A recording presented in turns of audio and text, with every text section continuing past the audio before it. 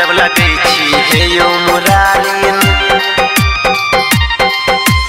नाचत शेष नाग पर। म्यूजिक बाय गजब लगै छी हे यौ मुरारी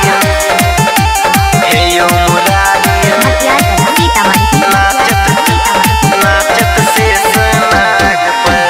कान में कुंडल शीश पचंदन, कान में कुंडल शीश पचंदन, मोहर के पंख या पाग पर।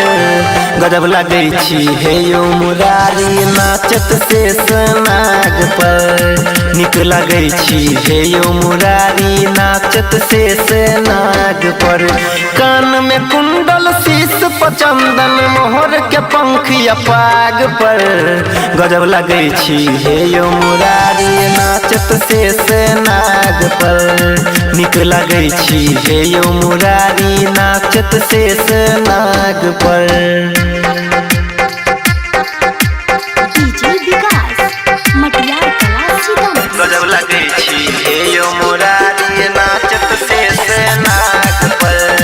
निक लगै छी हे यौ मुरारी नाचत शेष नाग पर।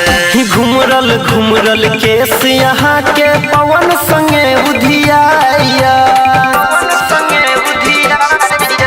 श्यामल सजल रूप देख के किछो नहीं फुराया। बंसी के धुन सुनते रही, बंसी के धुन सुनते रही, बजबी जे कोनो राग पर। गजब लगै छी हे यौ मुरारी नाचत शेष नाग पर। निक लगै छी हे यौ मुरारी नाचत शेष नाग पर। गजब लगै छी हे यौ मुरारी नाचत शेष नाग पर। म्यूजिक बाय गजब लगै छी हे यौ मुरारी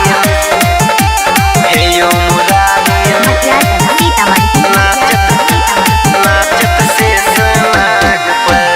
कहू कतेक दिन हमरा संगे छल करब यहाँ छलिया यो,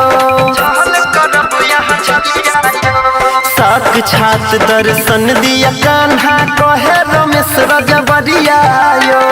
गायक अनिल यादव के, परवीन अनिल यादव के, चमकब कहिया भाग पर। गजब लगै छी हे यौ मुरारी नाचत शेष नाग पर। निक लगै छी हे यौ मुरारी नाचत शेष नाग पर।